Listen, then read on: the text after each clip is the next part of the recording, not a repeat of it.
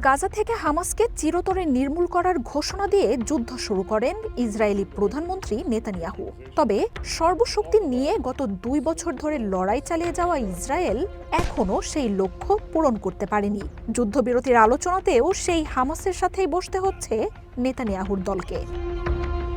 গত 2 বছরের যুদ্ধে হামাসের ওপর অব্যাহত আঘাত এনেছে ইসরায়েল। ফিলিস্তিনের স্বাধীনতাকামী দলটি হারিয়েছে হাজার হাজার যোদ্ধাকে, যার মধ্যে মোহাম্মদ দেইফ, আবু ওবেইদা, ইজ্জেদিন হাদ্দাদ, মোহাম্মদ সিনওয়ার, ইয়াহিয়া সিনোয়ারের মতো শীর্ষ নেতারাও রয়েছেন। তবে বিশ্লেষকরা বলছেন, দুর্বল হলেও শেষ হয়ে যায়নি হামাস। এমনকি গাজার 90% স্থাপনা ধ্বংস হয়ে গেলেও এখনও উপত্যকাটির ভেতরেই শক্তিশালী অবস্থান রয়েছে প্রতিরোধ দলটির। এখনও গাজার প্রশাসনিক দায়িত্ব রয়েছে হামাসের হাতে। যুদ্ধেও শাসনে থাকা ব্যক্তিদের বেতন বন্ধ করেনি দলটি। বিদেশি থাকা দলটির রাজনৈতিক নেতাদের সাথে সম্পর্ক রেখেছে আন্তর্জাতিক সম্প্রদায়।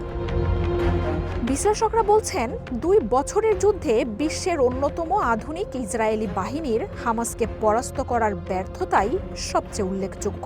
মরিয়া নেতানিয়াহু শেষ পর্যন্ত শীর্ষ নেতাদের হত্যা করতে কাতারেও হামলা করেছিল, তবে সেই পরিকল্পনাও সফলতার মুখ দেখেনি। যুদ্ধে 1100-র বেশি ইসরায়েলি সেনা নিহতের কথা নিশ্চিত করেছে নেতানিয়াহুর সরকার। যদিও ইসরায়েলি সেনাদের হতাহতের প্রকৃত হিসেব আরও বেশি বলেই ধারণা করা হয়। গাজায় প্রতিনিয়তই হামাসের অ্যাম্বুশের শিকার হচ্ছে ইসরায়েলি সেনারা। বিশেষজ্ঞরা বলছেন, ব্যাপক ক্ষয়ক্ষতি হলেও বিশ্বের সামনে নিজেদের শক্তির ভাবমূর্তি রক্ষায় মরিয়া হামাস। বিশেষ করে ইসরায়েলের বিরুদ্ধে তাদের টিকে থাকার ঘটনাই নেতানিয়াহুর জন্য সবচেয়ে বড় ব্যর্থতা। তাদের এই কাজে সফলতার কারণ গাজায় দলটির প্রতি সাধারণ মানুষের সমর্থন। 2 বছরের যুদ্ধও 2006 সাল থেকে গাজার শাসন ক্ষমতায় থাকা দলটির জনপ্রিয়তায় ভাটা ফেলতে পারেনি। যুদ্ধে নিহত যোদ্ধাদের জায়গা খুব দ্রুতই পূরণ করছে দলটি। বন্দি বিনিময়ে হামাসের আধুনিক অস্ত্র হাতে ব্যাপক উপস্থিতিও লক্ষণীয়। দুর্বলতা তো দূর, উল্টো গাজার রাস্তায় সুসজ্জিত কাসাম ব্রিগেডের উপস্থিতি দলটির বেড়ে চলা শক্তির নিদর্শন বলেও মনে করছেন বিশ্লেষকরা।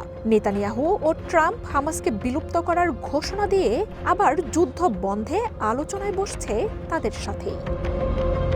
2 বছরের যুদ্ধে 66,000-এর বেশি ফিলিস্তিনির মৃত্যু হলেও তার 70%ই সাধারণ মানুষ।